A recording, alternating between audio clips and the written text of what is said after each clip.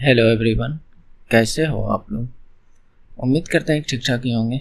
आज के वीडियो हम लोग देखने वाले हैं आरआरबी एलपी टेक्नीशियंस भर्ती 2024 के लिए, जो कि प्रैक्टिस मॉक टेस्ट का ये 45वां वीडियो है, जिसमें हमने लिया है परीक्षा आधारित संभावित प्रश्न को, जो कि मैथ और रीजनिंग के क्वेश्चंस को करने वाले हैं। तो ये सीरीज जो है प्रतिदिन आपको 8 बजे रात को मिल जाएगा, जिससे कि आप डेली प्रैक्टिस कर सकते हो। तो ख़ास करके ये जो कमज़ोर छात्र हैं उसके लिए ये बहुत ही ज़्यादा फ़ायदेमंद हो सकते हैं। हालांकि सभी के लिए फ़ायदेमंद है, हालांकि सभी का हो सकता है प्रैक्टिस हो जाए, तो लेकिन कमज़ोर छात्र ज़रूर इस वीडियो को देखें। ओके, तो देखिए और करते हैं सभी क्वेश्चंस को आसानी से। देखिए, 2 वर्षों में वार्षिक रूप से संयोजित चक्रवृद्धि ब्याज और समान ब्याज दर पर निश्चित राशि पर साधारण ब्याज का अंतर राशि का 144% है, तो वार्षिक ब्याज दर ज्ञात कीजिए। ठीक है, तो यहाँ पर रेट ज्ञात करने के लिए बोल रहा है। तो हमारे पास इसको यहाँ पर ये 2 वर्ष दिया हुआ है। 2 वर्ष का ब्याज का अंतर के लिए मैंने पिछली वीडियो में एक ट्रिक बताया था, जिसको आप लगाकर आसानी से निकाल सकते हैं। जैसे 2 वर्ष के लिए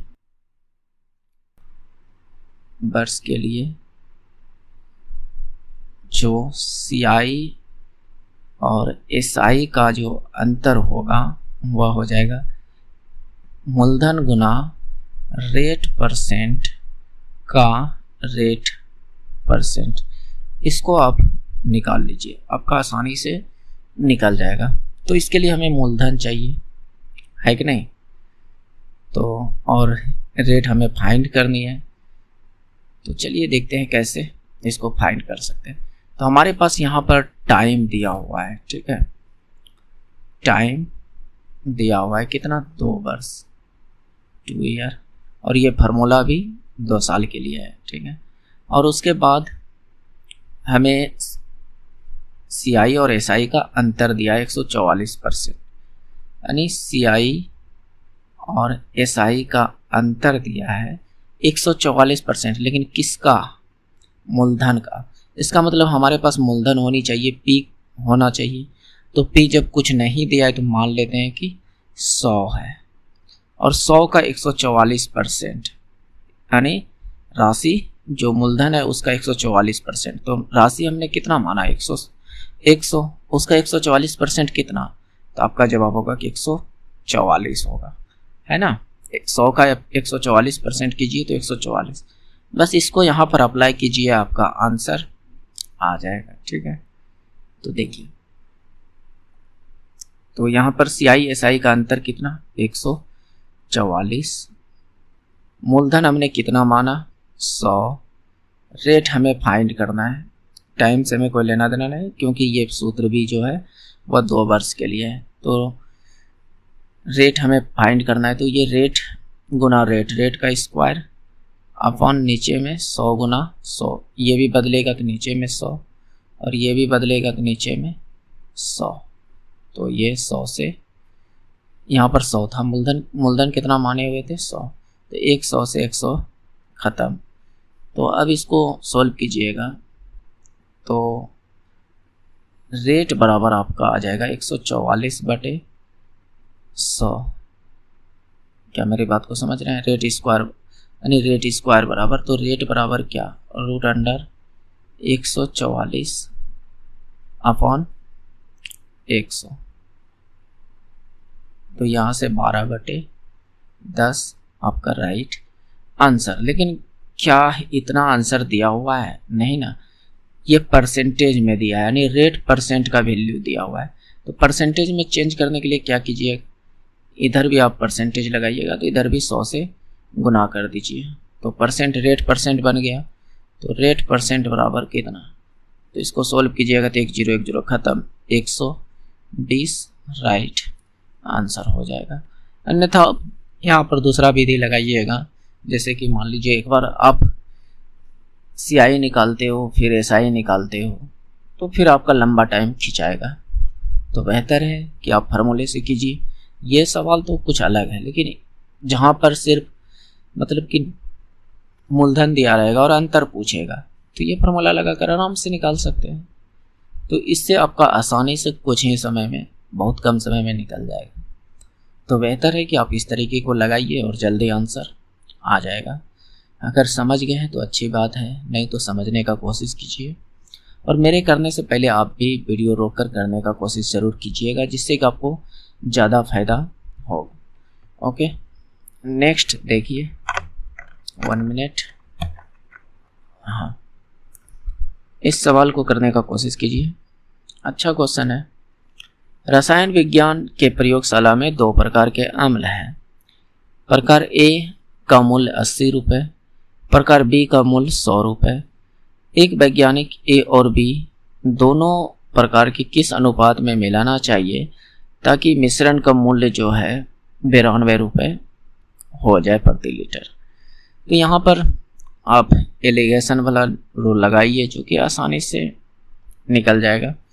जैसे कि आपका ए का मूल्य दिया है 80 और बी का मूल्य दिया है 100, और इन दोनों को मिलाकर 92 रुपये में बेचा जा रहा है। 92 रुपये में बेचा जा रहा है। तो पूछ रहा है कि आखिर इन दोनों को किस अनुपात में मिलाया होगा। तो इसको फाइंड करने के लिए आपको डायरेक्ट कुछ नहीं करना है। 80 यानी 92 में 80 को घटाइए तो कितना आएगा, तो आपका जवाब होगा 12। 100 में 92 को घटाइए कितना आएगा, तो आपका जवाब होगा 8। इसी का अनुपात ले लीजिए, आपका आंसर हो जाएगा। ठीक है, तो 4 से 2 टाइम, 4 से 3 टाइम, तो ये 2:3 इसका राइट आंसर हो जाएगा। इस तरह का जब भी आपको क्वेश्चन मिले तो आप एलिगेशन लगाइए, आराम से निकल जाएगा। ओके, नेक्स्ट देखिए, एक अर्धगोले की त्रिज्या 21 सेंटीमीटर और इसका आयतन कितना होगा जब पाई का मान 22/7 का प्रयोग किया जाए। तो मेरे पास एक अर्धगोला है जिसकी त्रिज्या जो है 21 सेंटीमीटर दिया हुआ है। ठीक है, तो इसका आयतन पूछ रहा है। तो अर्धगोले का आयतन क्या होगा, यानी अर्धगोला का आयतन क्या होगा, 2/3 पाई r क्यूब, यही होगा, है ना। अगर इसकी फार्मूला याद नहीं रहता है तो आप गोले का फार्मूला याद रख सकते हैं। क्या होता है पूर्ण गोला का, 4/3 पाई r क्यूब। तो इसको सीधा सिंपल सा 2 से भाग दीजिएगा तो ये आएगा, तो ये अर्धगोला का हो जाता है। लेकिन क्षेत्रफल में ये चीज़ काम नहीं करेगा कि 2 से भाग दे दीजिएगा तो अर्धगोला का क्षेत्रफल निकल जाएगा, नहीं, वहाँ पर कुछ अलग काम करेगा। तो यहाँ पर लेकिन आयतन में ये चीज़ काम करेगा। ठीक है, तो यहाँ पर देखिए कैसे इसको फाइंड कर सकते हैं। हालांकि बस आपके पास सूत्र है तो आराम से लगा कर निकाल सकते हैं, लेकिन कुछ तो अलग होनी चाहिए, है कि नहीं। जैसे कि मैं अभी आपको कराने वाला हूँ, समझिएगा। r कितना है 21, और यहाँ पर 2/3 पाई का मान लेना है 22/7 लेना है। ओके, और r का मान 21 है, तो 21 r का क्यूब है तो 3 बार गुना होगा, है ना, 3 बार। तो ठीक है, तो अब कुछ दोस्त करेंगे क्या, इसको पूरा कैलकुलेशन करेंगे, पूरा गुना भाग जो भी होगा करेंगे। लेकिन मैं कहता हूँ बिना गुना भाग किए, पूरा गुना भाग किए आंसर आ सकता है। कैसे, इस बात को समझिएगा। 7 तिया 21, तो इससे ये कट गया, बचा क्या 21 गुना 21। तो मैं यहाँ पर कुछ एक्स्ट्रा रूल लगाकर बिल्कुल आसानी से निकाल सकता हूँ। जैसे कहने का मतलब यहाँ पर देखिए क्या है, 7 गुना 3 है, और यहाँ पर भी क्या है 7 गुना 3 है ना। तो 3 तिया 9, तो 9 से जो भी ऑप्शन कटेगा वह राइट आंसर हो जाएगा। बात समझ रहे हैं। हालांकि और भी चेक कर सकते हैं, 7 से भी जो ऑप्शन कटे वो भी हो सकता है आंसर, 11 से जो कटे वो भी आंसर हो सकता है। लेकिन यहाँ पर पहले मेरा प्रायोरिटी रहता है कि मैं 9 से चेक करूँ। बात समझ रहे हैं, क्योंकि हो सकता है 7 से 2 ऑप्शन कटे, तो ये भी हो सकता है कि 9 से भी 2 ऑप्शन कटे, लेकिन मेरा पहला प्रायोरिटी है कि 9 से मैं कटाने का कोशिश करूं। तो 9 से कटाने का रूल आसान होता है, इसलिए मैं 9 से पहले कटाऊंगा। क्यों? क्योंकि देखिएगा कैसे, जैसे ये 9 कटा, 4 4 8 1 9, यानी ये ऑप्शन जो है 9 से कट रहा है। क्या मेरी बात को समझ रहे हैं?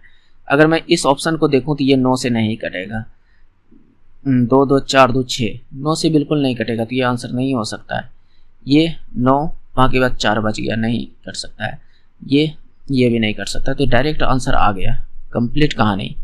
बात समझ रहे हैं? अगर 9 से कटाने का रूल अगर आपको पता नहीं है तो थोड़ा सा मैं आपको हिंट्स देता हूँ, समझिएगा कैसे। हालांकि गुना भी कीजिएगा इसको, तो इतना ही आंसर आने वाला है, करके देख लीजिएगा, ठीक है? आएगा तो ठीक है, नहीं आएगा तो बताइएगा कमेंट में, लेकिन मेरे उम्मीद से हो जाएगा। मैं पूरा गुना नहीं किया हूँ, लेकिन मैं इस तरीके को लगाकर, यानी इसके गुणनफल से मैं भाग देकर देखा तो लग गया, तो आसानी से मैं कह सकता हूँ कि यही आंसर होगा, ठीक है? तो हालांकि देखिए 9 से कटाने का रूल क्या है, जैसे मैं कहता हूँ 3 6 7 8 9, इसको मैं 9 से भाग दूँ, पूरा कटेगा कि नहीं कटेगा, इसके लिए हमें इसको पूरा भाग देकर चेक करना होगा। या तो फिर एक शॉर्टकट रूल है कि आप इन सभी संख्याओं को जोड़ दीजिए, जो भी ऊपर में है उसको जोड़ दीजिए और 9 से भाग दे दीजिए। अगर लग जाए पूरी तो समझिए कि पूरा संख्या में भाग लग गया। जैसे 6 3 9 7 16 8 25 9 34, क्या 34 में 9 से पूरी भाग लगेगा? तो आपका जवाब होगा कि नहीं। तो ये इस संख्या में, पूरे संख्या में 9 से भाग नहीं लग सकता है। जैसे मैं इस संख्या को लूँ, जो मैंने यहाँ पर लिखा ऑप्शन में जो है 19404, इसको 9 से अगर मैं भाग लगाऊं तो 9 1 10 4 14 4 18, क्या 18 में 9 से भाग लग सकता है? तो आपका जवाब होगा कि हाँ। इसका मतलब इस पूरे संख्या में 9 से भाग लग सकती है। क्या मेरी बात को समझ रहे हैं? तो इसका मतलब इसलिए मैं कह सकता हूँ कि यहाँ पर पूरे संख्या में 9 से भाग लग जाएगा। अन्यथा आप इसको ऐसे ना चेक करके और एक तरीके से चेक कर सकते, जैसे जितने भी 9 बन रहे हैं जोड़कर भी, या ऐसे डायरेक्ट 9 बन रहा है उसको कटा दीजिए। जैसे यहाँ पर 9 है, ये गया काम से, 4 4 8 1 9, ये भी 9 बन गया, 9 खत्म कहानी। इसका मतलब शेषफल 0 आया तो 9 से पूरी तरह भाग लग गया। तो ये 2 तरीके होते हैं 9 से कटाने के, बात समझ रहे? तो ऐसे आप चेक करके निकल सकते हो। और कुछ रूल इस तरह की जो रूल होते हैं वैदिक मैथ का, वो सब थोड़ा बहुत ज्ञान होना चाहिए आपको। अगर बोलिएगा तो एक दिन एक प्रॉपर वीडियो में इस तरह के जो फास्ट कैसे कटाया जा सकता है, क्या फास्ट कैसे जो है आंसर लाया जा सकता है, उस पर प्रॉपर वीडियो बनाने की कोशिश करूँगा। लेकिन आपको बताना पड़ेगा कमेंट करके कि हाँ हमें चाहिए, तो फिर मैं करा सकता हूँ। अन्यथा ये सीरीज चल रहा है, इसमें बने रहिए, कहीं ना कहीं आपको बहुत ज़्यादा फायदा मिलेगा। चलिए नेक्स्ट क्वेश्चंस को देखते हैं। x माइनस वाई का 18%, x माइनस वाई का 85% का मतलब क्या? गुना 85% बराबर जो है x प्लस वाई का 35%, ठीक है? तो इतना है। तो कहीं ना कहीं हमसे एक्स वाई का तो मान चाहिए, या अनुपात में चाहिए, या जैसे भी चाहिए, एक्स वाई का वैल्यू चाहिए, है कि नहीं? तो अब देखिए हमें कहा रहा है क्या, वाई एक्स का कितना % है। तो एक्स वाई कुछ ना, अनुपात में ही जो भी हो, अनुपात में भी मिल जाए तो काम हो जाएगा। अलग अलग भी मिलेगा तो चलेगा, लेकिन जब एक इक्वेशन है तो अलग अलग ढूंढना तो मुश्किल है, बात समझ रहे हैं? तो देखते हैं यहाँ पर, तो % से % आप कटा सकते हो दोनों तरफ, ये % खत्म, 5 से 17 बार में और 5 से 7 बार में, यही ना? तो इतना हो गया। तो हम कह सकते हैं कि x माइनस वाई बटे x प्लस वाई बराबर जो होगा 7 बटे 17, ये मान आया। तो अब यहाँ पर आपको अलग अलग मान निकालने में थोड़ा सा मुश्किल हो जाएगा कि x, या तो हमें चाहिए x अनुपात y की वैल्यू, या अलग अलग मिले, लेकिन अलग अलग मिलना मुश्किल है, तो अनुपात में ही निकलेगा। तो इसको निकालने के लिए या तो आप पूरा सॉल्व कीजिए या तो मैं जो तरीका कहता हूँ उससे कीजिए। जो x की वैल्यू निकलेगी, ये जो x की वैल्यू निकले, इन दोनों को जोड़िए, 17 7 24, उसको 2 से भाग दे दीजिए, यानी 24 को 2 से भाग दे दीजिए, तो ये कितना 12, कितना 12। तो इसका मतलब x का अनुपातिक वैल्यू 12 होगा। फिर y का जो निकालना है, बड़ा में छोटा को घटाइए, 17 में 7 को घटाइएगा तो कितना 10, उस 10 को 2 से भाग दे दीजिए तो कितना हो जाएगा 5। तो y का वैल्यू, अनुपातिक वैल्यू 5। तो हालांकि आप यहाँ पर मान रख कर देखिएगा तो आराम से ये चीज़ सेटिस्फाई होगा कि 12 में 5 घटाएंगे तो 7 आएगा, 12 में 5 जोड़ेंगे तो 17। ये अनुपातिक वैल्यू हमें पता चल गया, बात समझ रहे हैं, ये अनुपातिक वैल्यू हमें पता चल गया। कैसे किए इस बात को समझ चुके होंगे। तो देखिए यहाँ पर अब कुछ पूछ रहा है y x का कितना परसेंट, x का अनुपातिक वैल्यू कितना 12 है, 12 का कितना परसेंट, तो मान लेते हैं x परसेंट जो है y, यानी y जो पूछ रहा है y x का कितना परसेंट, यानी 12 का कितना परसेंट y का वैल्यू जो 5 है 5। बस इसको सॉल्व कीजिए, आपका आंसर, बात समझ रहे। तो देखिए इसको कैसे सॉल्व कर सकते हैं। तो यहाँ से यानी x हमें चाहिए, क्या चाहिए x। अच्छा यहाँ पर x वाला ये वाला x नहीं समझिएगा, यहाँ पर चलिए b परसेंट, y का b परसेंट 5 है तो b का वैल्यू निकालना है। तो यहाँ से b बराबर क्या आ जाएगा 5 गुना 12 बटे, इस परसेंटेज को नीचे उठा कर लाइएगा तो ये 100, तो इतना सा तो आप समझ ही सकते हो। तो 20 पंचे 100, और ये और कटेगा क्या, 4 से 5 बार में, 4 से 3 बार में, 4 से 3 बार में आराम से कट जाएगा। तो अब देखिए कितना आता है 3/5, 3/5। परसेंटेज के लिए 100 से गुना कीजिएगा, परसेंटेज के लिए किससे गुना कीजिएगा 100 से, तो ये आपका हो जाएगा 20 पंचे 100। कहीं गलती तो नहीं कर रहा हूँ,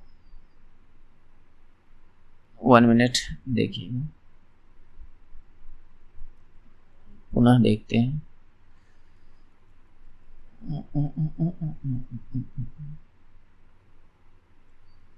यानी कहने का मतलब कि ये 12 का कितना परसेंट है, तो हमने माना कि 12 का ये b परसेंट है, ठीक है। तो 12 गुना b/100, अच्छा ऊपर गुना होता है तो 5 इतना, तो b बराबर ये कितना 5 गुना 100/12, तो ये 4 से 3 बार में, ये 4 से 25 बार में, तो 25 25 125/3, तो ये कितना हो जाएगा 4 यानी 4 पूर्णांक, अच्छा 4 मतलब 3 2 गो ऑप्शन है, ठीक है।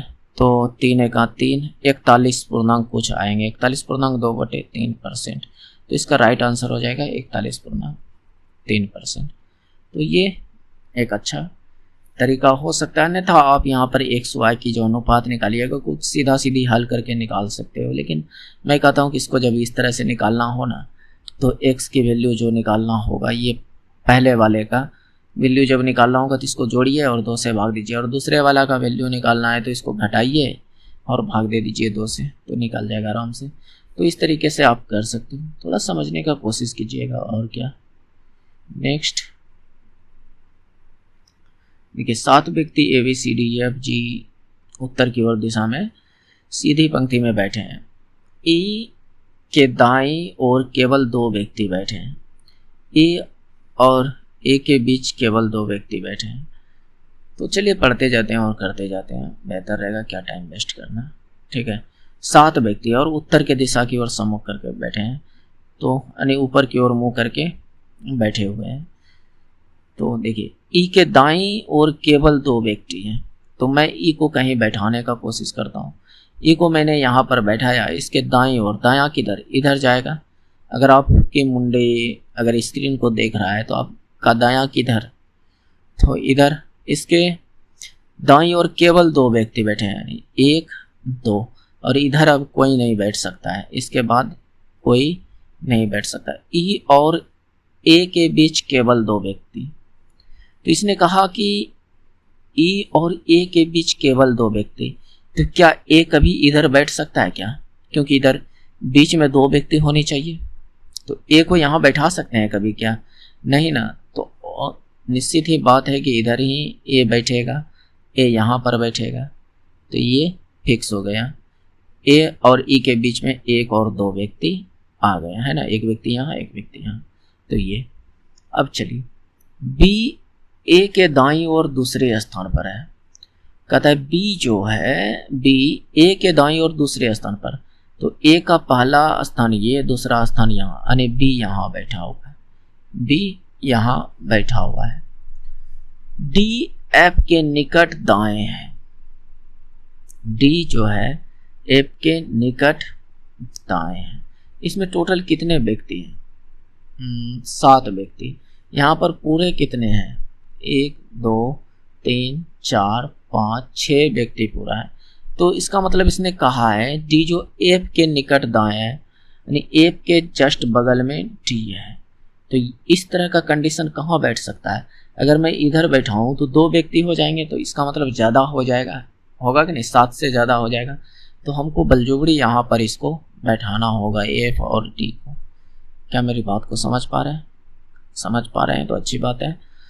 तो अब आगे देखें, सी जी के बाईं और किसी स्थान पर है।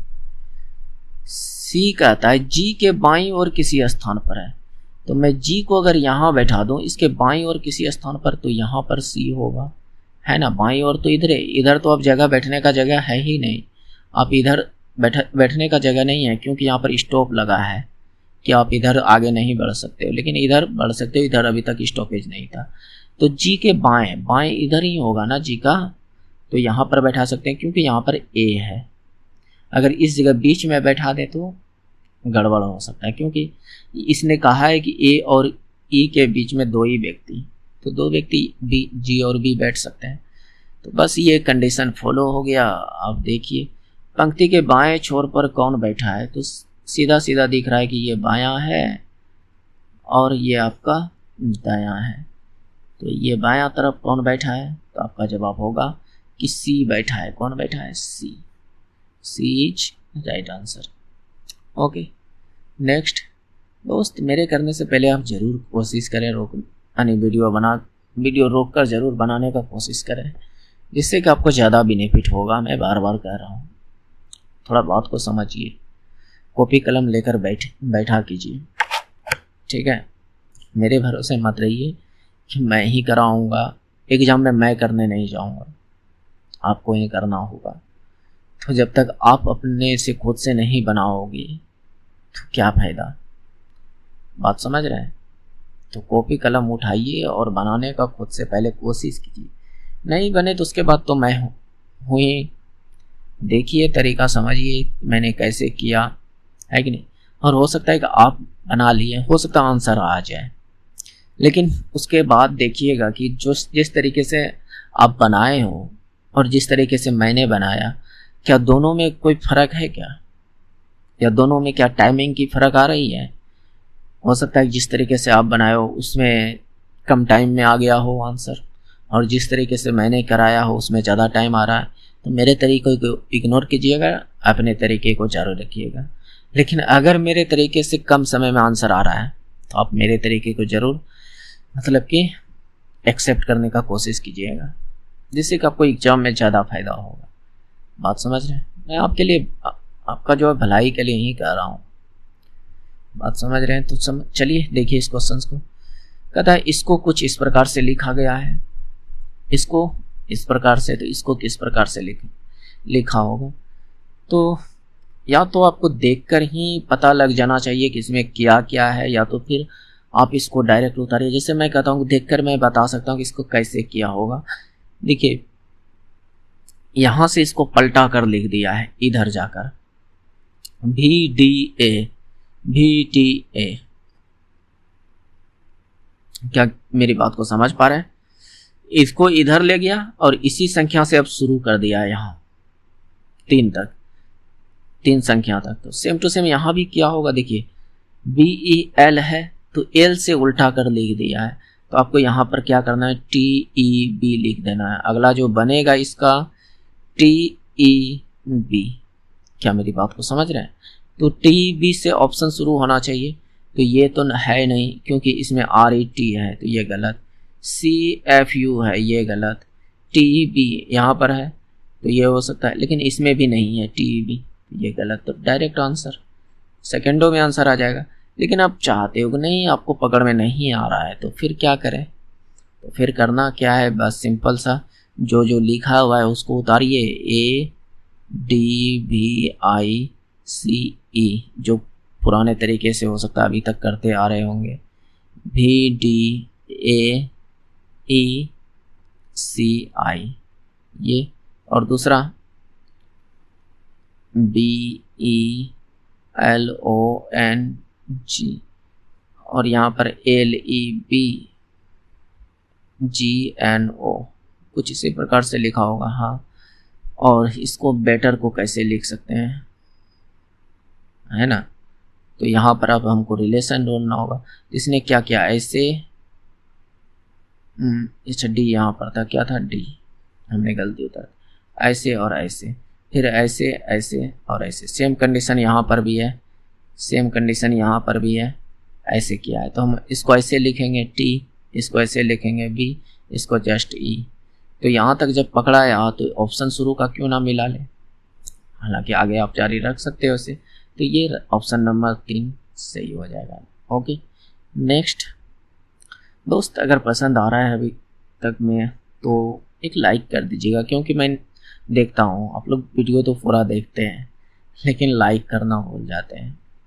आपके लाइक से हमें थोड़ा सा हौसला मिलता है, हमारी थोड़ी सी मोटिवेशन बढ़ता है कि जो मैं आप लोगों के लिए वीडियो प्रोवाइड करा रहा हूँ, जो तरीका बता रहा हूँ, कहीं ना कहीं हो सकता है आपको पसंद आ रही है, तभी तो आप देख रहे हैं, और देख रहे हैं तो पसंद कर रहे हैं। तो हमें लगता है कि और भी आगे इस चीज़ को जारी रखनी चाहिए, तो थोड़ा सा हमें भी खुशी मिलता है। तो कोशिश कीजिए कि दोस्त लाइक करें। आपके लाइक से हम बहुत बड़ा स्टार नहीं बन सकते, बात समझ रहे हैं, लेकिन अगर आपके एक लाइक से हमारी हौसला बढ़े, हमारी चैनल की थोड़ा सा ग्रो हो, तो थोड़ा सा खुशी मिलता है। हालांकि इस तरह तो बात समझ सकते हैं कि मतलब कि और भी कहीं शॉर्ट वीडियो हो और भी बल्गर टाइप का वीडियो, वहाँ देखते हैं बहुत सारे लाइक मिले रहते हैं। क्या मिलता है दोस्त उससे? कोई बेनिफिट नहीं होगा। तो जहाँ से आपको कुछ मिलता है वो थोड़ा सपोर्ट करने का कोशिश कीजिए, थोड़ा सा अच्छा लगता है कि हाँ जो है सब ठीक हो रहा है। तो चलिए देखते हैं आगे। कहता है कि व्यक्ति वास्तविक माप से 10% कम वजन का उपयोग करके क्रय मूल्य पर एक पैकेट बेचता है, उसका लाभ प्रतिशत क्या होगा? ठीक है, तो इसका कहने का मतलब ये है कि वास्तविक माप से 10% कम वजन करता है। यानी कहने का मतलब कि एक मान लीजिए कि 100 ग्राम का कोई वस्तु है, कोई 100 ग्राम का वस्तु है, लेकिन वह 100 ग्राम ना देकर उस व्यक्ति को 800 ग्राम ही दे दे, नहीं 10% कम, इसका मतलब 900 ग्राम ही, 1000 का 100 ग्राम कम करके दे दे, यानी 900 ग्राम ही दे, तो उसको कहीं ना कहीं फायदा तो हुआ होगा, फायदा तो हुआ होगा। क्या मेरी बात को समझ पा रहे हैं? अगर समझ पा रहे हैं तो अच्छी बात है। तो यानी 100 ग्राम के जगह पर वह जो दे रहा है 900 ग्राम ही दे रहा है, 10% कम वजन दे रहा है। कोई वस्तु 1 kg का है लेकिन उसको 900 ग्राम दे रहा है, तो उसका लाभ प्रतिशत क्या होगा? यानी व्यक्ति को 100 ग्राम तो बचत हुआ। कहने का मतलब कि मैं कोई वस्तु को खरीद कर लाया और 1 kg लाया, खरीद कर 1 kg लाया, लेकिन दूसरे व्यक्ति को मैं कह रहा हूँ कि 1 ही kg दे रहा हूँ, लेकिन वास्तव में आपको मैं 900 ग्राम ही दे रहा हूँ। तो इसका मतलब 100 ग्राम तो मेरे पास बच गया, 100 ग्राम क्या हुआ मेरे पास बच गया। तो ये 100 ग्राम का हमें फायदा हुआ है कितने पर। अब कुछ व्यक्ति यहाँ पर कंफ्यूजन हो सकते हैं कि ये 1000 ग्राम पर कि 900 ग्राम पर। तो एक बात बताइए, 100 ग्राम जो आपने बचाया वो किस पर बचाया? इस 900 ग्राम, यानी व्यक्ति को दिया आपने कितना? 900 ग्राम। तो आपको 900 ग्राम पर 100 ग्राम फायदा हो रहा है। कितना पर? 900 ग्राम पर 100 ग्राम फायदा हो रहा है। तो लाभ के लिए यानी परसेंटेज के लिए 100 से गुना कीजिए, तो ग्राम से ग्राम खत्म, ये 100 से 100 खत्म। तो 100/99% की लाभ हुई, 100/9% की लाभ हुई। तो इसको आप कैलकुलेट कीजिएगा तो 99.11 कहते हैं क्या यार, 11.1/9% की उसे प्रॉफिट हो गया। क्या मेरी बात को समझ रहे हैं? अगर नहीं समझ रहे हैं तो पुनः देखिए। इसका कहने का मतलब कि किसी व्यक्ति का वास्तविक माप 1000 था, वास्तविक माप कितना था? 1000, लेकिन वह 10% कम वजन का उपयोग किया, यानी बटखरा 10 ग्राम कम वाला इस्तेमाल कर लिया, 900 ग्राम वाला बटखरा का इस्तेमाल कर लिया और ग्राहक को दे दिया। तो इसका मतलब इसमें 100 ग्राम तो उसका बच गया, 100 ग्राम क्या हो गया? बच गया। वही तो उसका फायदा हुआ, वही उसका फायदा हुआ। तो अब फायदा किस पर निकालें, ये 1000 ग्राम पर या 900 ग्राम पर? तो आपकी जो खर्च बैठी होगी ये 900 ग्राम पे ना खर्च बैठा होगा। आपने एक प्रॉफिट परसेंट का आपने फार्मूला पढ़ा होगा कि प्रॉफिट इंटू 100 अपॉन सीपी। क्या मेरी बात को समझ रहे हैं? तो ये प्रॉफिट परसेंट का आपने एक फार्मूला कहीं ना कहीं पढ़ा होगा। तो फायदा किस पर होता है? सीपी पर। किस पर होता है? सीपी पर। अब कुछ दोस्त कह सकते हैं कि 1000 ग्राम ही तो सीपी है। नहीं दोस्त, उस स्थिति में आपका सीपी जो है वह 900 ग्राम ही है। आपका 900 ग्राम ही आपने वह खरीदा हुआ मूल्य पर 900 ग्राम पर ही फायदा कमा रहे हो। तो ये इसका राइट आंसर हो जाएगा। उम्मीद करते हैं कि आप समझ पा रहे होंगे, नहीं तो देखिए नेक्स्ट।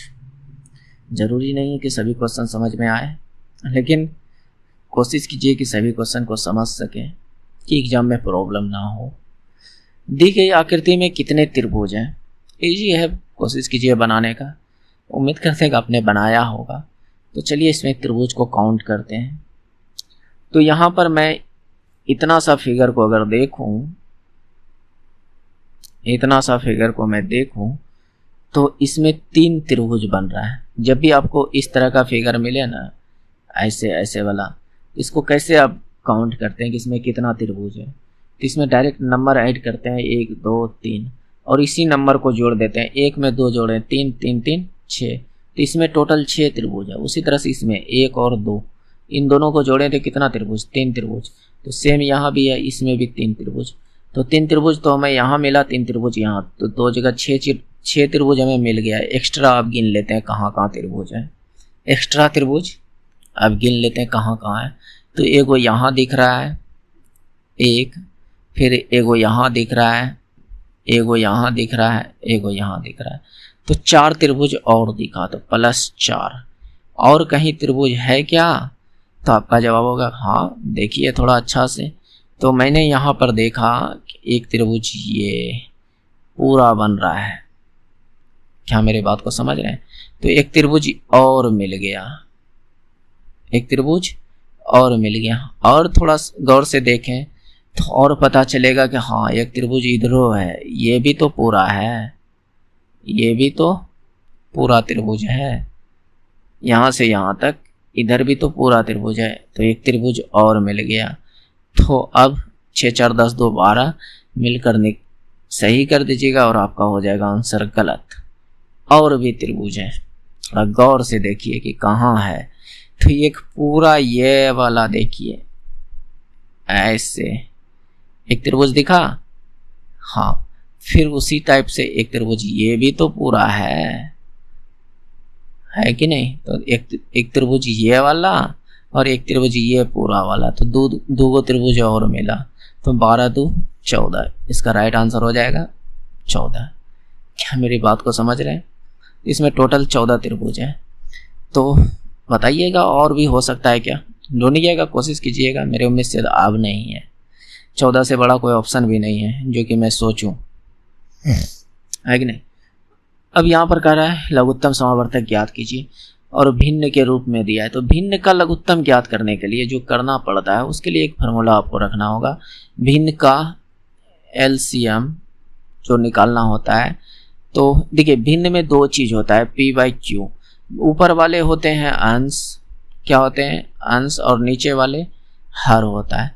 तो आपको अंश का एलसीएम निकालना है, अंश का एलसीएम निकालना है, यानी भिन्न के अंश का एलसीएम और हर का आपको एचसीएफ निकालना है, और यही फार्मूला बनेगा एलसीएम का। बात समझ रहे हो। तो अब कैसे फाइंड करें, तो देखिए भिन्न के अंश में क्या क्या है, 2, 4, 6। तो 2, 4, 6 का आप एलसीएम निकालिए, 2, 4, 6 का आप एलसीएम निकालिए। तो इसका एलसीएम निकल जाएगा 12। कितना निकल जाएगा, 12। आप निकाल सकते हो। तो अंश का एलसीएम कितना निकला, 12। मैं अगर एचसीएफ किसका, हर का, हर नीचे वाले 5, 15, 25, यानी 5, 15 और 25 का एचसीएफ फाइंड कीजिएगा। तो इसका एचसीएफ आ जाएगा 5। क्या आ जाएगा, 5। हालांकि इतना छोटा छोटा डाटा तो आप आराम से निकाल सकते हो, इसीलिए मैं पूरा डिटेल से नहीं करा रहा हूँ। तो ये 12/5 आपका भिन्न का एलसीएम निकल गया। तो ये 12/5 जहाँ भी हो, ये option number C right answer हो जाएगा। तो उम्मीद करते हैं कि आप समझ पा रहे होंगे। नेक्स्ट दोस्त, अगर पहली बार चैनल पर आए हैं, अगर पसंद आ रही है तो प्लीज़ दोस्त आपसे रिक्वेस्ट है कि आप सब्सक्राइब कर लीजिए, जिससे कि आने वाले सभी वीडियो आप तक मिल सके। अन्यथा आप बाद में हमें ढूंढते रह जाओगे तो नहीं मिलेंगे, क्योंकि अभी तक आप मेरे मुंह से नहीं सुने होंगे कि इस चैनल का नाम क्या है। हो सकता है आप यहाँ पर वाटरमार्क देख रहे होंगे, यही है चैनल का नाम। अन्यथा आपके ध्यान तो नहीं पड़ी होगी कि ये भी चैनल का नाम हो सकता है, यही है। हालांकि आपको जो भी टॉपिक सर्च करने हो, अगर मेरे बारे में मेरे चैनल को सर्च करना चाहते हैं तो आप स्टडी वंस ONS बाय मंडल जी लगाकर सर्च कर सकते हो। आपका जो है आ जाएगा, मेरे उम्मीद से आ जाना चाहिए। क्या लगाना है, बाय BOY बाय MANDAL मंडल JEE, ये लगाइएगा, आराम से सर्च हो जाएगा। कोशिश कीजिएगा, अन्यथा पहले से ही आप सब्सक्राइब कर लीजिए। ये चीज़ आपको करना नहीं पड़ेगा। जब भी मैं कोई वीडियो अपलोड करूं तो आप तक सबसे पहले पहुंच सकती है कि नहीं। तो ये बात आप जानते ही होंगे पहले से, लेकिन आपको याद दिलाना भी मेरा फर्ज है, क्योंकि क्या पता आप आगे बढ़ जाओ, बाद में सोचते रह जाओगे, लास्ट में कर लेंगे, फिर भूल जाइएगा, फिर बाद में ढूंढते रह जाइएगा, नहीं मिल पाएंगे। तो इसलिए कर लीजिए। देखिए कहता क्या, एक एसी का अंकित मूल्य इतना है, दुकानदार इस पर 11% की गैर मौसमी छूट प्रदान करता है। तो एसी का मूल्य, विक्रय मूल्य क्या है, यानी एसी का MRP अंकित मूल्य जो है 36,800 दिया है। हमसे पूछ रहा है SP क्या होगा, SP क्या होगा, एसी का विक्रय मूल्य क्या होगा, जो कि 11% छूट दे रहा है। तो बस सिंपल सा निकालिए, MRP पर ही छूट देगा। किस पर छूट देगा, MRP पर। तो अब डायरेक्ट इसका आंसर निकालने के लिए डायरेक्ट कीजिए, 36,800 का कितना परसेंट छूट, 11%। तो 100 में 11 घटाइएगा तो कितना, 89/89% निकाल दीजिए इसका। 36,800 का जो है 89% निकाल दीजिए, वो आपका आंसर हो जाएगा, वही आपका SP हो जाएगा। बात समझ रहे हैं, विक्रय मूल्य वही हो जाएगा। तो डायरेक्ट कटाइए। अब बाकी बात नोट है 72, लास्ट में 2 आना चाहिए, और 2 ऑप्शन में है। ये दोनों तो नहीं हो सकता है ख़त्म, क्योंकि लास्ट में हमें 2 चाहिए। तो 2 इस दोनों ऑप्शन में है। तो अब इसको हमें गुना करना पड़ेगा। तो गुना क्या पूरा करेंगे, नहीं, देखते जाइएगा, थोड़ा सा गुना करेंगे और आप आंसर तक पहुंच जाइएगा। जैसे देखिए 9 8 72, हाथ रल 7, 9 6 54, 7 तो 61, हाथ रल 6। तो इधर मैं आगे नहीं बढ़ूंगा, बस अब इससे गुना करना शुरू करूंगा। 8 8 64 और 8 6 48। तो आगे अब मैं गुना नहीं करूंगा, डायरेक्ट इतने से आंसर मैं निकाल लूंगा। हालांकि आप पूरा गुना कीजिएगा, इधर कुछ आएगा इधर कुछ आएगा, फिर जाकर सबको जोड़िएगा, लेकिन मैं ऐसा नहीं करूंगा, बस इतना सा गुना करूंगा और आंसर तक पहुंच जाऊंगा। देखिए कैसे, 2 4 1 5, यानी लास्ट में 2 5 होनी चाहिए। क्या इसमें 2 5 है? नहीं, 2 4 है, तो ये गलत, आंसर नंबर बी राइट। तो जरूरी नहीं है कि पूरा गुना करें, अगर थोड़ी सी भी गुना करने से काम हो जाए तो जरूरी है क्या पूरा गुना करना? नहीं है। और इससे आपकी समय की बचत होगी दोस्त, बात समझ रहे हैं? तो आपको पता होनी चाहिए कि एग्जाम में आपके 1 सेकेंड कितना मायने रखता है। समय की बहुत अहमियत रहती है, कब आपका 90 मिनट पार हो जाएगा आपको पता भी नहीं चलेगा। तो बेहतर है कि कुछ आप क्वेश्चन में कुछ अलग तरीके लगाएं जिससे कि आंसर जल्दी आए, समय की आप बचत करो। अब कुछ दोस्त कहेंगे समय बचाकर करेंगे क्या? बताता हूँ क्या कीजिएगा समय बचाकर। समय बचाकर जैसे मान लीजिए कुछ क्वेश्चन इजी होंगे और इतने भी इजी होंगे कि उसको अगर शॉर्टकट तरीके से किया जा सकता है तो उसको कम से कम 1 मिनट का समय बचा सकते हैं। बात समझ रहे हैं? मान लीजिए 1 मिनट भी नहीं, आप 30 सेकेंड का ही पर क्वेश्चन पर समय बचाएं, तो एक क्वेश्चन पर अगर 30 सेकेंड का बचाएं और 30 क्वेश्चन आप इस तरह का सोल्व किए तो आप 90 सेकेंड की बचत करेंगे। और उस 90 सेकेंड में एग्जाम में सभी क्वेश्चन इजी नहीं होते हैं, कुछ क्वेश्चन लगभग मेरे उम्मीद से हर एक एग्जाम में 7 से 8 क्वेश्चन ऐसा देता है जो कि लगेगा कि टफ है। टफ होता कुछ नहीं है, बस उसमें कैलकुलेशन होता है और कैलकुलेशन में टाइम लगता है। तो जो बचाए हुए टाइम होगा आपका वो हार्ड क्वेश्चन पर आप लगाइए, बात समझ रहे हैं? और इस 7 से 8 क्वेश्चन में अगर 4-5 क्वेश्चन भी बन गया तो आपके लिए कितना फायदा होगा कि नहीं? तो इसीलिए मैं कहता हूँ कि आप समय की बचत कीजिए, आप इतनी प्रैक्टिस कीजिए कि आपकी समय जो है क्वेश्चन की सोल्व करने की रफ्तार बढ़ जाए, बात समझ रहे हैं? नेक्स्ट देखिए, बनाइए इस क्वेश्चन को, रीजनिंग के क्वेश्चन है, अच्छा क्वेश्चन है। जब इस तरह का क्वेश्चन आए तो आप ये जो इतनी बड़ी राम कहानी लिखा हुआ है इसको पढ़ने से इग्नोर कीजिए, डायरेक्ट आप कथन को पढ़िए और निष्कर्ष पर पहुंचिए। तो देखिए कथन को मैं पढ़ रहा हूँ और उसका डायग्राम बनाने की कोशिश कर रहा हूँ, ठीक है? तो यहाँ पर क्या है, कुछ लाल काला है, मैं लाल का कुछ डायग्राम बना रहा हूँ। ये लाल है और इसका कुछ हिस्सा काला है, इसका कुछ हिस्सा काला है, तो ये काला वाला ये लाल वाला, इसका कुछ हिस्सा दोनों से मिक्स है, ठीक है?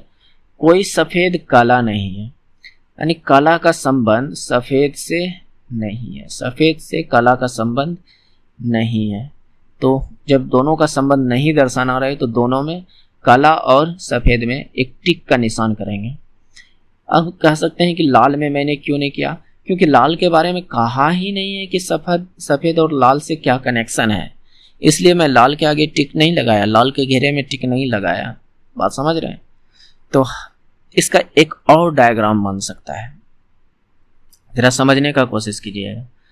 एक डायग्राम तो ये बना, दूसरा डायग्राम ये बन सकता है, कुछ लाल काला है और कोई भी सफ़ेद काला नहीं है। तो मैं सफ़ेद को अगर इधर बना दूं, सफ़ेद और काला, इसका और इसका रिलेशन ना नहीं है, लेकिन लाल का और सफ़ेद का रिलेशन तो हो सकता है ना, क्योंकि इसने कहा तो नहीं है। क्या मेरी बात को समझ रहे हैं? तो ये संभावना वाली बात है। ये क्या है? संभावना वाली बात है कि ऐसा भी डायग्राम हो सकता है और ऐसा भी डायग्राम हो सकता है, और आंसर हो सकता है तो दोनों डायग्राम से मिले, बात समझ रहे हैं? तो अब देखिए कैसे अब आंसर अब दोनों डायग्राम तक पहुंच सकते हैं। तो हमारे पास कितने इक्वेशन है, निष्कर्ष है 3 को। मैं 3 निष्कर्ष का लिखूंगा, 1 2 3 ऐसे लिखकर मैं इसके आगे ऐसे करूंगा। अब देखिए मेरी बात को समझिएगा कि एग्जाम में आपको कैसे करना है, ठीक है? कोई काला सफ़ेद नहीं है, काला और सफ़ेद में एकदम निश्चित फिक्स लाइन है कि नहीं है, तो इसका मतलब ये पहला जो निष्कर्ष कह रहा है कि ये बिल्कुल सही है, तो पहला पर मैंने टिक लगाया। आप वहां पर तो इस पर बोर्ड पर तो टिक नहीं लगा सकते हैं या स्क्रीन पर, तो आपको लिखना होगा। इस जगह लिख लीजिएगा बगल में कई गो निष्कर्ष है, 1 2 3 ठो, तो मैंने 3 ठो लिख लिया, ठीक है। तो पहला निष्कर्ष हमें सही मिल गया और पहले से भी पता चल रहा है कि लाल और काला यानी सफेद और काला का कोई संबंध नहीं है, और ये निष्कर्ष भी कह रहा है, तो इसका मतलब बिल्कुल सही है। ये जो निष्कर्ष कह रहा है ये बात ये बिल्कुल सही है। कोई सफेद लाल नहीं है। इसने क्या कहा कि कोई सफेद लाल नहीं है। चलिए यहां से मैं देखूं सफेद और लाल का रिलेशन तो नहीं पता चल रहा है, तो मैं कह सकता हूँ हाँ हो सकता है कि नहीं है, इसका मतलब कह दूं कि सही नहीं है, ये बात सही कर रहा है। लेकिन अगर मैं दूसरी डायग्राम को देखूं तो ये कह रहा है कि यहां से इसका ये पता चल रहा है कि लाल का संबंध सफेद से तो है, संभावना हो सकती है, संभावना हो सकती है। इससे टच करने के लिए नहीं ना बोला है, लाल से बोला है क्या कि लाल में टच नहीं करना है, नहीं बोला है। तो इसका मतलब हो सकती है, इसका मतलब संभावना है कि लाल और सफेद का रिलेशन बने। क्या मेरी बात को समझ रहे हैं? जब संभावना वाली बात हो तो कथन गलत हो जाएगा। क्या हो जाएगा? गलत, यानी दूसरा गलत। अब तीसरे पर चलते हैं। कोई काला लाल नहीं है। तो एक बात बताइए, काला और लाल का रिलेशन जब दिख ही रहा है तो नहीं वाली बात कहां से आ गया? एकदम परफेक्ट ही होगा। इसका मतलब ये वाला जो निष्कर्ष है वो गलत है, यानी तीसरा भी गलत है। तो इसमें सही कौन सा है? सिर्फ 1 नंबर। तो केवल निष्कर्ष जो है 1 अनुसरण करता है। इसका राइट आंसर हो जाएगा ऑप्शन नंबर सी। इस बात को समझने का कोशिश कीजिएगा दोस्त, थोड़ा गौर से समझिएगा, सोचिएगा, समझिएगा, तब जाकर आंसर कीजिएगा। क्योंकि यहाँ पर कुछ लोग कहेंगे इसको भी सही कर देंगे, लेकिन ये सही नहीं है। बात समझ रहे हैं? सही सिर्फ पहला नंबर है, पहला नंबर निष्कर्ष जो है अनुसरण करता है। ये सब बात संभावना वाली है। ये वाला संभावना, ये तो निश्चित ही गलत है, और ये संभावना वाली बात है, और संभावना वाली बात को भी गलत मानेंगे। बात समझ रहे हैं? नेक्स्ट चलिए, इस तरह के भी क्वेश्चंस को पूछे जाते हैं। आपको लग रहा होगा, फील आ रहा होगा कि हाँ एग्जाम में भी इसी टाइप से पूछे जाते हैं। मैथ, रीजनिंग, हो सकता है वो मैथ आए फिर रीजनिंग आए फिर जीके आए, तो एग्जाम में भी मिक्स रहता है क्वेश्चन। ये नहीं कि आपको रीजनिंग पूछा है तो शुरू से ही 1 से लेकर 20 तक रीजनिंग पूछ दिएगा, ऐसा नहीं होता है। बीच में एक मैथ घुसा देगा तो दूसरा रीजनिंग, तीसरा मैथ जीके घुसा देगा, तो वो अलग अलग टाइप से। मैं उस तरह से लेकर चलने का कोशिश कर रहा हूँ कि ताकि आपके माइंड हमेशा डाइवर्ट हो, और उस माइंड डाइवर्ट में भी आप क्वेश्चन को सॉल्व कर सको। बात समझ रहे हैं? तो ऐसा चलिए देखिए इसको कैसे सॉल्व करना है। तो ये डाइस से रिलेटेड क्वेश्चन पूछा जाता है और इसमें कुछ रहता नहीं। चलिए इसमें एक कॉन्सेप्ट बताते हैं कि आपको कैसे पकड़ना है। पूछा किसके बारे में? के दर्शाने वाले फलक के विपरीत क्या होगा, यानी के पिछवाड़ में क्या होगा, इधर जो नहीं दिख रहा है उसके नीचे क्या होगा, के नीचे क्या होगा, ऐसे पूछ रहा है। तो मैं यहाँ पर ढूंढने का कोशिश करूंगा कि क्या के को छोड़कर कोई 2 लेटर दोनों में है क्या। जैसे मैं यहाँ पर आई भी देख रहा हूँ, आई भी देख रहा हूँ, एच भी देख रहा हूँ, एच भी देख रहा हूँ। इसका मतलब आई का उल्टा हम एच मान सकते हैं, आई का उल्टा एच मान सकते हैं। होगा नहीं, कन्फर्म नहीं होगा, क्योंकि आई के बगल में एच है तो उल्टा नहीं होगा। तो हमें के लिए ना चाहिए। तो इन दोनों का जब दो लेटर आपका मिल जाए दोनों डाइस में, तो वो आंसर नहीं होगा, ना तो एच होगा ना ही आई होगा।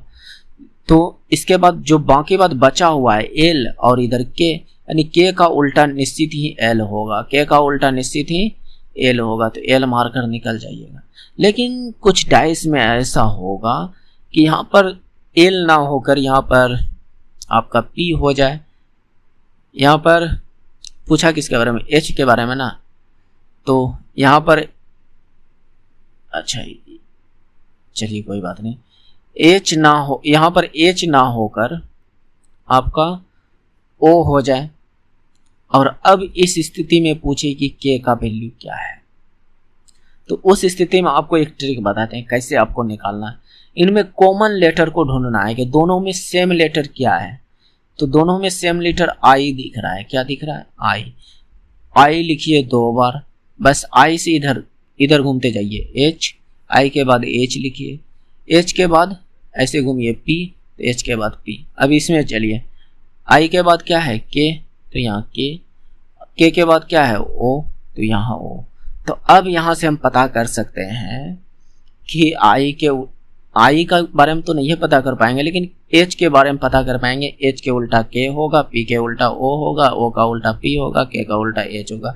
तो यहाँ से इस तरह भी बना सकते हैं, लेकिन यहाँ पर सेम कंडीशन वाला था, 2 लेटर सेम मिल रहा था, तो जो नहीं मिल रहा था वही एक दूसरे का विपरीत होगा। बात समझ रहे? तो उम्मीद करते हैं कि आप समझ पा रहे हैं। जब इस टाइप का क्वेश्चन हो तो आप ये चीज़ अप्लाई कीजिएगा, जब इस टाइप का नहीं हो तो फिर जो मैंने बात बताया वो चीज़ लगाइएगा, जिसमें इसमें आई और एच मिल गया तो आई एच खत्म, तो बचा क्या? के एल, तो के का उल्टा सीधा एल मारिए और आपका आंसर। तो उम्मीद करते हैं कि आप समझ पा रहे होंगे। नेक्स्ट देखिए, 5 मित्र A B C E F, अच्छा डी का कोई चर्चा है ना, चलिए कोई बात नहीं है। वृत्ताकार मेज के चारों ओर केंद्र की ओर मुख करके बैठे हैं। एफ सी के ठीक दाएं। जब 5 व्यक्ति और वृत्त की बात करें तो आपको ऐसे बनाना है। कैसे? ये यहाँ पर अगर मैं देखूं कि ये केंद्र है, ये क्या है? केंद्र है, और सबकी मुंडी नीचे है, सबकी मुंडी केंद्र की ओर है। इसने कहा भी है कि केंद्र की ओर है। अब इसको हम केंद्र क्यों कहें? अगर मैं इसके आगे वृत्त भी खींच दूं तो ये वृत्त हो गया कि नहीं? तो अभी भी तो केंद्र इधर ही है, तो मैं वृत्त ना बनाकर मैं डायरेक्ट कहता हूँ कि ऐसे ही लिखिए, आसान होगा थोड़ा। वृत्त पर कुछ लोग ऐसे बनाते होंगे, हमें पता है 1 2 3 4 एगो यहाँ 5, और सबका मुंडी ऐसे करते होंगे। तो मैं कहता हूँ इससे बेहतर है कि जो मैं करा रहा हूँ उस तरीके को समझिए, ठीक है? आपको ज़्यादा काम आएगा, समझिएगा कैसे दिखाता हूँ, आसान लगेगा और कुछ नहीं। ऐसे तो अभी तक कितने बैठे हैं? 4, तो एक लकीर और किधरों खींच देते हैं, तो ये 5 गो हो गया। अब 1 2 3 4 5 ठो बन गया। अब बैठाने का कोशिश करते हैं। तो पहले कोई भी एक डाटा पकड़िए, कोई भी एक वर्ड पकड़िए, मतलब कि एक वाक्य पकड़िए। एफ सी के ठीक दाएं, एफ सी के ठीक दाएं, जो जिसके आगे के लगा है उसको कहीं भी बैठाइए। सी के ठीक दाएं, दाएं मतलब कि इधर जाना। आप इधर, आपका मुंडी यहाँ इसको देख रहा है, तो इसका मतलब आपका दायां किधर? इधर, और इधर बायां। तो इधर दायां घूमेंगे और इधर बायां घूमेंगे। तो इस बात को आपको ध्यान में रखना है, ठीक है? तो सी के दाएं एफ है, सी के दाएं एफ है, तो यहाँ पर एफ को बैठा दीजिए दायां इधर, ठीक है?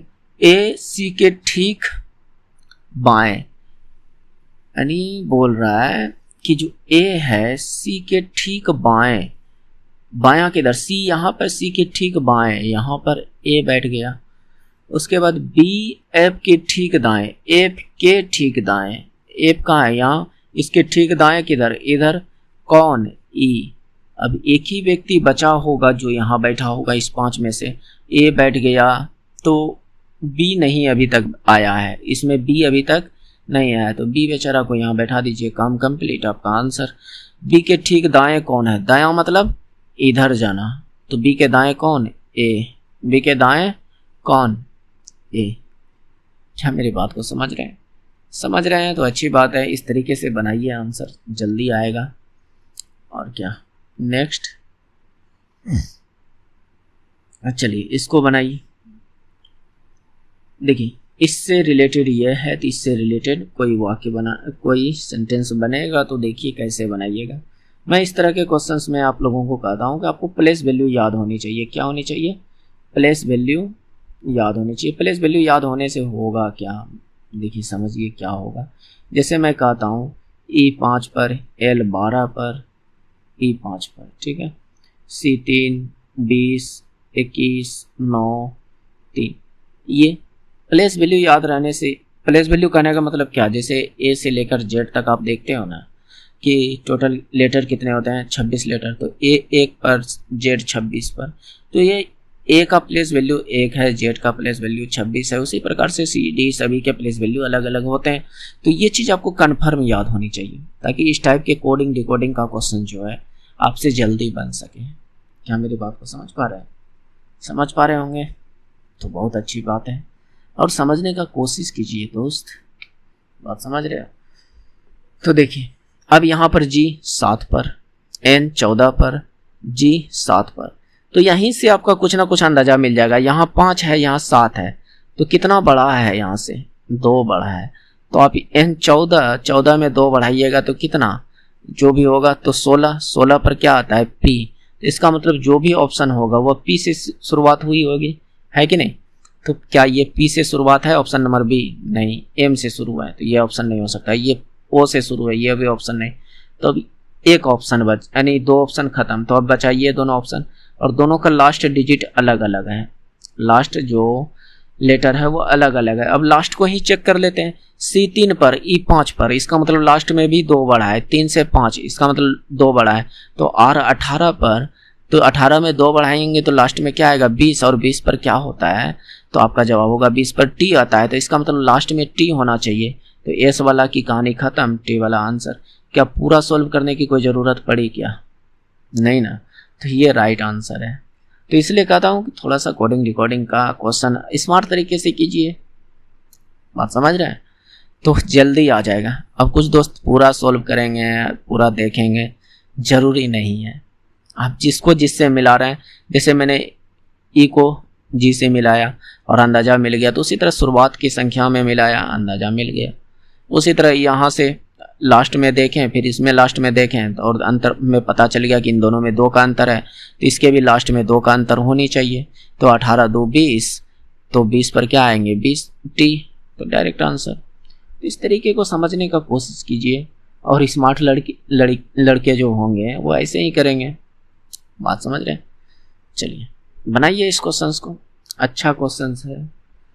बात समझ रहे हैं? और इस तरह के क्वेश्चंस को लोग छोड़ देते हैं, है कुछ नहीं, करने का कोशिश कीजिए। देखिए यहाँ पर क्या है, 1200 मीटर की एक गोलाकार दौड़ है, यानी एक ये जो दौड़ है इसका परिमाप 1200 मीटर है। ट्रैक का परिमाप 1200 है। ए और बी एक ही बिंदु से शुरू किया, यानी यहाँ से शुरू किया, ए और बी दोनों दौड़ना शुरू किया, लेकिन दोनों की स्पीड अलग अलग है, दोनों की स्पीड अलग अलग है। तो कह रहा है कि ट्रैक पर पहली बार कितने समय बाद मिलेंगे। तो एक व्यक्ति दौड़ गया पहले, जो जिसका फास्ट, यानी जो फास्ट चल रहा था वह 1 चक्कर पहले लगा लेंगे, और जो थोड़ा स्लो है वह लेट से पहुंचेंगे, लेकिन दोनों कहीं ना कोई चक्कर में मिल जाएगा। तो इसका आंसर निकालने के लिए क्या करेंगे? तो इसका देखिए रिलेटिव स्पीड लगाइए।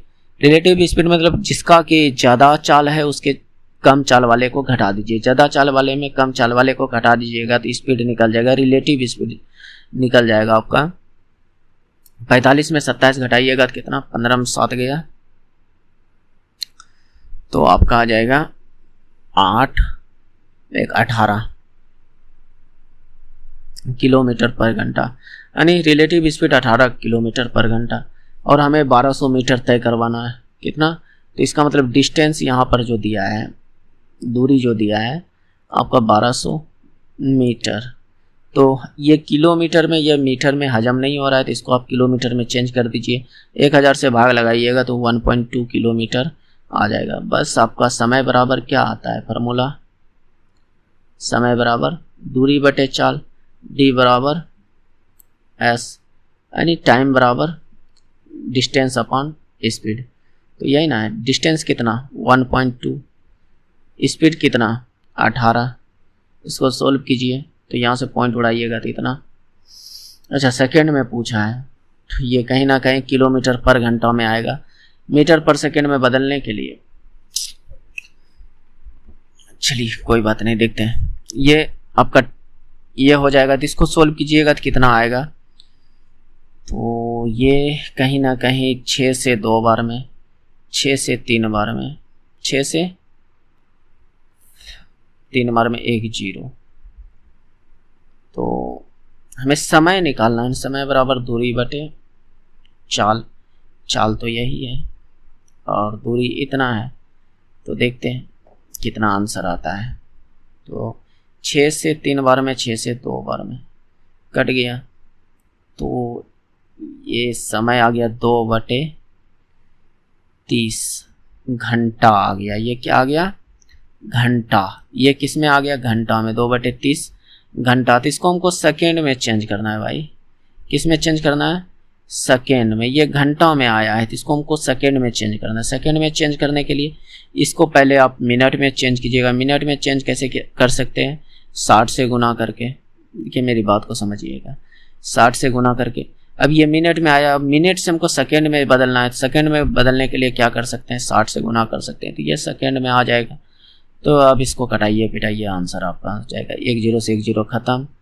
3 से 2 बार में, तो ये 20 बार में कट गया।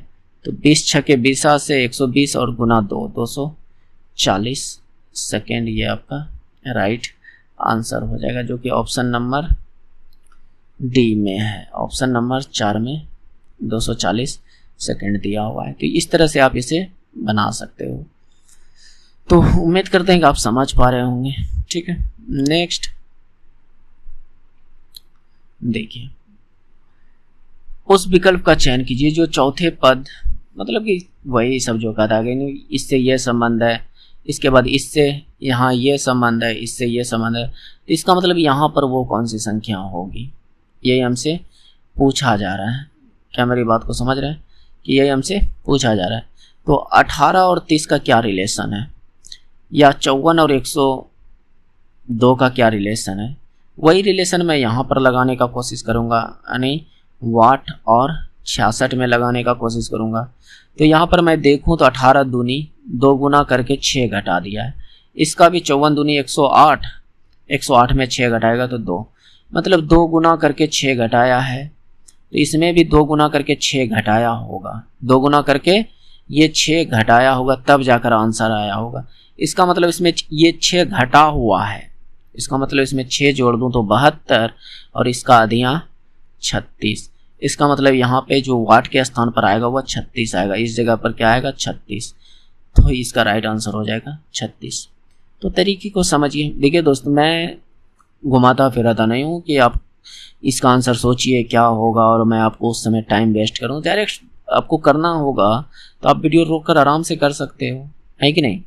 मैं क्यों आपको बोलूँ कि आप इसको सोचिए समझिए, मतलब कि लगाइए दिमाग, आपके लिए 1 सेकंड दिया जा रहा है तो बेहतर है कि मैं करा दूँ।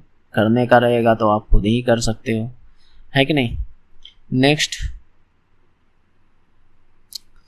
2 प्राकृतिक संख्या का महत्तम समावर्तक और लघुत्तम समावर्तक क्रमशः 7 84 है। यानी हमारे पास HCF पहले दिया है। क्या दिया है? HCF। आपके पास HCF 7 दिया है, LCM जो है 84 दिया हुआ है। उनमें से एक संख्या, यानी कोई पहला संख्या आपको जो है 7 दे दिया है। तो हमसे पूछ रहा है दोनों संख्या का अंतर, यानी first number minus second number का अंतर पूछ रहा है क्या होगा। तो ये आपका फर्स्ट नंबर, ठीक है, फर्स्ट नंबर 7 दिया हुआ है, दूसरी संख्या हमें निकालनी है। तो आपको यहाँ पर एक रूल पता होनी चाहिए। क्या होता है? First number into second number बराबर जो होता है LCM इंटू HCF। क्या होता है? LCM into HCF। ये हमसे पूछा जा रहा है, इसको कॉमन रखना है, ठीक है। तो फर्स्ट नंबर हमें 7 दे दिया है, पहला संख्या 7 दे दिया है। सेकेंड संख्या हमें चाहिए, सेकेंड संख्या हमें चाहिए। LCM हमें 84 दे दिया है और HCF 7 दे दिया है। तो यहाँ से हम सेकेंड नंबर निकाल लिए। सेकेंड नंबर क्या है? 84 है। तो इन दोनों का अंतर हमें चाहिए। तो फर्स्ट नंबर कितना, यानी इन दोनों का अंतर चाहिए। हालांकि इस हिसाब से यहाँ पर पुट कीजिएगा तो फर्स्ट नंबर 7 है, सेकेंड नंबर 84 है। तो इन दोनों का अंतर माइनस में कितना आ जाएगा? 77। लेकिन हमें अंतर, बस अंतर देखना है कि दोनों में अंतर कितना है, माइनस से कोई लेना देना नहीं। तो 77 का अंतर है। दोनों संख्या में कितना का अंतर है? 77 का अंतर है। क्योंकि फर्स्ट नंबर हमें दिया हुआ ही था, सेकेंड नंबर हमने फाइंड कर लिया। बात समझ रहे हैं? तो ये राइट आंसर हो जाएगा। इजी ही क्वेश्चन था। नेक्स्ट देखिए अब यहाँ पर आपको प्लेस वैल्यू बहुत ज़्यादा इंपॉर्टेंट रोल निभाता है यहाँ पर, है कि नहीं? बहुत ही काम देगा प्लेस वैल्यू। कैसे? जैसे मैं यहाँ पर किसी एक को चेक करूँगा, क्या इसको जोड़ने पर 71 आता है कि नहीं? तो जैसे मैंने यहाँ पर देखा D4, E5, V22, O15, T20, E5, इन सभी को ऐड करूँगा, क्या 71 आएगा? तो देख लेते हैं ऐड करके। 20, 2 1 3 3 5, 3 2 5 यानी 50, 5 4 9 2 11, 11 5 16, 5 21, तो 71 हो गया। इसका मतलब इन सभी को की प्लेस वैल्यू को जोड़ा है। जब इसमें पूर गया तो इसको मैं चेक नहीं भी करूंगा तो आंसर आ जाएगा। हालांकि इसका प्लेस वैल्यू हमें निकालना पड़ेगा। तो D कितना पर आता है? 4 पर, I 9 पर, E 5 पर, S 19 पर, E 5 पर, L 12 पर। बस इसको ऐड कीजिए तो 20 9 4 13 5 18 9 27 5 32 32 2 34। इन दोनों को जोड़ा मैंने तो 54 आया। यानी इन सभी को मैंने जोड़ा तो ये 54 आ गया। ये चीज़ मैंने कैसे किया वो अलग मैटर है, लेकिन आप समझो कि इन सभी को जोड़ें तो 54 आया, इन सभी को जोड़ें तो 71 आया, जो कि इसका था 71 यहाँ पे लिखा हुआ था। इनको भी जोड़िएगा तो 54 आएगा। तो बस इसीलिए मैं कहता हूँ कि प्लेस वैल्यू का बहुत ज़्यादा रोल है। बात समझ रहे हैं? तो याद कन्फर्म कर लीजिए। इस तरह के क्वेश्चंस बहुत कम समय में बन जाएगा, आपका आंसर आ जाएगा। बात समझ रहे हैं? नेक्स्ट देखिए, चलिए बनाइए। सही आरोही क्रम में बनाइए। अगर ये भिन्न में नहीं रहता तो थोड़ा आसान हो जाता, क्योंकि इसमें आप पता करना कि कौन बड़ा है कौन छोटा है कौन किससे बड़ा है थोड़ा सा मुश्किल हो जाता है। लेकिन मैं कहूँ कि अगर आप दिमाग लगाओ तो मुश्किल भी आसान हो जाएगा। बात समझ रहे? कैसे? आरोही क्रम मतलब कि असेंडिंग सीरीज। तो आरोही क्रम मतलब क्या? बढ़ते क्रम। चाची थोड़ा सा बढ़ते क्रम। आरोही क्रम मतलब क्या? बढ़ते क्रम। बढ़ते क्रम में लिखना है। इसका मतलब सबसे पहले जो होगा छोटा होगा, उससे बाद थोड़ा सा बड़ा। तो ये जो डाटा दिया हुआ है इसमें मिक्स है कि कौन किससे बड़ा है, हमको पता नहीं। और बड़ा छोटा पता करने के लिए जब भिन्न वाला कंडीशन हो तो मैं इसका एक रूल बताता हूँ, समझिए। जैसे मैं लिखा कि 1/2 1/4, इन दोनों में बड़ा कौन है? तो आप या तो इसको भाग दीजिएगा, इसका वैल्यू लिखिएगा 0.5, इसका वैल्यू लिखिएगा 0.25। तो इससे पता चला कि ये वाला बड़ा है। ये वाला बड़ा होने का मतलब कि 1/2 बड़ा है। तो ऐसे पता कीजिएगा, भाग देके तब ना पता चलेगा। लेकिन मैं कहता हूँ बिना भाग दिए भी पता चल सकता है कि इन दोनों में बड़ा कौन है। तो कैसे? इन दोनों को 13 को नहीं गुना कीजिए। 4 गुना 1, 4 गुना 1 तो 4 आया, इसके माथे पर लिखिए। इसका 13 को नहीं गुना कीजिए तो 2 1 2 तो 2, इसके माथे पर लिखिए। तो किसके माथे पर बड़ा नंबर आ रहा है? देखिए लिखना कहाँ पर है? जिसके ऊपर में है। जैसे गुना 13 को नहीं किए तो 1 ऊपर में ना है, इसी के ऊपर में लिखना है। जैसे यहाँ पर मैंने 4 1 को गुना किया तो 1 ऊपर में थे, इसीलिए इसके गुना को मैंने ऊपर में लिखा। बात समझ रहे हैं? तो ये इस चीज। तो यहाँ पर 2 और 4 में कौन सा बड़ा नंबर है? तो 4 है। इसका मतलब 1/2 बड़ा है। बात समझ रहे हैं? तो इस तरह से आप फाइंड कर सकते हो। तो देखिए अब कैसे यहाँ पर लगाऊं। अब मैं इस डाटा को नहीं देखूंगा, डायरेक्ट मैं यहाँ पर पता करने का कोशिश करूंगा। डायरेक्ट ऑप्शन से ही आंसर पकड़ में आ जाएगा कि कौन बड़ा है।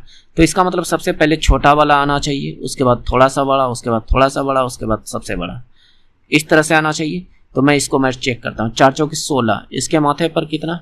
1 मिनट। देखिए 4 चौके 16, इसके माथे पर 16, 9 1 9, इसके माथे पर 9। तो ये बड़ा आ गया ना। तो 1/9 इधर होना चाहिए था, लेकिन है इधर। तो इसका मतलब ये वाला गलत, ये वाला इधर आना चाहिए था। मान 1/4 इधर, तो इधर ये वाला पहला ही गलत। अब इसको मैं गुना करता हूँ, 9 एका 9, 4 चौके 16। चलिए यहाँ तक तो ठीक चल रहा है कि ये 1/4 से ये 4/9 बड़ा है, ठीक है। अब इन दोनों का चेक करता हूँ, इन दोनों का चेक करता हूँ, इन दोनों के बीच लगाता हूँ, 8 चौके 32 और 9 पचे 45। तो यहाँ तक भी पता चला कि ये छोटा है और ये बड़ा है, तो इसका मतलब ये भी सीरीज ठीक चल रहा है। तो अब यहाँ पर इन दोनों को चेक कर लेता हूँ, इन दोनों को चेक कर लो, तो 18 पंचे 90, 11 अठे 88। अब गड़बड़ हो गया, जो कि 90 यहाँ आना चाहिए था और 88 इधर आना चाहिए था, तभी तो एक सीरीज में चलता। ये बड़ा था, इससे बड़ा ये था और इससे बड़ा ये था, लेकिन यहाँ पर ये जो बड़ा है, ये वाली बात जो है ऐसे होना चाहिए था, ऐसे, जो कि गलत है। तो ये आंसर नहीं हो सकता। अब दूसरा चेक कर लेते हैं, 18 11 चौके 44, तो यहाँ तक ठीक है, इससे बड़ा ये है। फिर हमको छोटा से बड़ा की ओर जाना है, छोटा से बड़ा की ओर जाना है। उम्मीद करते हैं कि आप समझ पा रहे होंगे, समझिए थोड़ा। जैसे 11 नमा 99 और इधर 18 चौके 72। अब गड़बड़ हो गया, यहाँ 99 आ गया, यहाँ 72 आ गया, इसका मतलब इससे ये छोटा है, नहीं इससे ये बड़ा होना चाहिए था, जो कि नहीं है। तो ये आंसर गलत, बचा ऑप्शन एक ही, ये राइट। सब बात को समझ रहे हैं, तो इस तरीके को समझिए। बाकी बात यहाँ पर आप चेक कीजिएगा तो आराम से पता चल जाएगा कि इससे बड़ा ये है, इससे थोड़ा सा बड़ा ये है, इससे थोड़ा सा बड़ा ये है। ओके दोस्त, तो इस तरह से आप इसे बना सकते हो और यही एक सही तरीका है, अन्यथा आपकी इच्छा आप कैसे करते हो। चलिए, कुछ दोस्त कहते थे कि फिगर वाले रीजनिंग क्वेश्चंस नहीं देते हैं, तो दोस्त मैं लिया हूँ। फिगर वाले रीजनिंग क्वेश्चन में देखिए करना आसान रहता है, लेकिन समझाना थोड़ा सा मुश्किल हो जाता है कि कैसे समझाऊं। मैं खुद से आराम से आसानी से कर सकता हूँ, लेकिन थोड़ा सा समझाना जो है डिफ़िकल्ट हो जाता है, इसीलिए मैं फिगर वाले क्वेश्चंस को बहुत कम लेता हूँ। हालांकि चलिए आप लोग की रिक्वेस्ट पर मैंने ले लिया। यानी ये वाला फिगर लेना है और घूर्णन की अनुमति नहीं है, यानी इसको घुमा फिरा नहीं सकते हैं, इस फिगर को घुमा फिरा के नहीं बनाना है, सेम टू सेम दिखना चाहिए। तो देखते हैं कहाँ पर, इसमें तो नहीं बन रहा है, यहाँ पर बन रहा है। देखिए यहाँ पर ये फिगर बन रहा है, ऐसे गया, ऐसे ऐसे, ये वाला फिगर दिख रहा है, जो कि यहाँ पर आपको ऐसे ही दिख रहा होगा। पुनः देखिएगा इस तरह का फिगर कहाँ नज़र आ रहा है, यहाँ ऐसे गया और ये क्या सेम टू सेम फिगर दिखा इसके जैसा? आपका जवाब होगा कि हाँ दिखा, और कोई ऑप्शन में नहीं दिखेगा, यही राइट आंसर। क्योंकि इसने कहा भी दिया है कि आप इसको घुमा फिरा के नहीं बता सकते हो, सीधा जैसा है वैसा बनाओ, इसका कहने का मतलब ये है। तो ये राइट आंसर हो जाएगा। नेक्स्ट,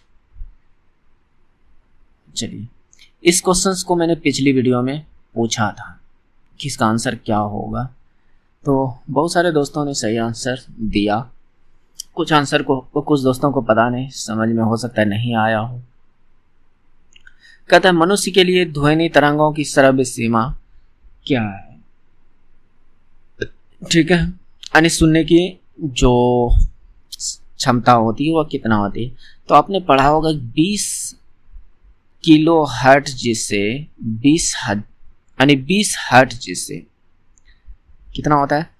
20 हर्ट्ज से 20,000 हर्ट्ज होता है, 20,000 हर्ट्ज होता है। ये चीज़ आपको 10th में भी पढ़ाया होगा, बायोलॉजी के चैप्टर में या फिजिक्स के चैप्टर में पढ़ाया होगा 10th में, और बार बार हो सकता है कि आप जीके पढ़ते होंगे तो ये चीज़ आपको देखने के लिए मिलता हो। तो ये हर्ट्ज में होता है, लेकिन ये किलो हर्ट्ज में पूछा है। तो एक बात बताइए, इसको मैं किलो हर्ट्ज में चेंज करूं तो क्या करूंगा? 20 को मैं 1000 से भाग लगाऊंगा किलो में बदलने के लिए, इसमें किलो में बदलने के लिए 1000 से भाग लगाऊंगा, तो ये किलो हर्ट्ज बन गया। ये क्या बन गया? Kilo hertz. ठीक है, इसको मैं किलो हर्ट्ज में बदलने के लिए इसको भी मैं तो 1000 से भाग लगाऊंगा, है कि नहीं? तो ये भी किलो हर्ट्ज में चेंज हो गया। तो आप कटाइए, तो ये कितना, एक जीरो कट गया तो ये 0.02 किलो हर्ट्ज, और इसको कटाइएगा 3 जीरो कटा तो ये बच गया 20 किलो हर्ट्ज। तो ये आंसर हो जाएगा 0.02 किलो हर्ट्ज से 20 किलो हर्ट्ज। तो कहाँ पर है, ये वाला ऑप्शन है, इसमें हर्ट्ज लास्ट में लगा देना। हालांकि यहाँ पर दे दिया है कॉमन बातें, तो हालांकि ये आपका आंसर हो जाएगा राइट। ठीक है, तो क्वेश्चन जरूरी थोड़ी नहीं कि सीधा सीधा पूछे कि बताइए कि कितना होगा 20 हर्ट्ज से 20 हर्ट्ज जेड तक होगा, ऐसा कुछ नहीं है। तो डायरेक्ट आपको घुमा फिरा के भी पूछ सकता है। तो ये राइट आंसर हो जाएगा ऑप्शन नंबर सी। ओके, ये टेलीग्राम का QR है जहाँ से स्कैन करके आप इसकी PDF को पा सकते हैं।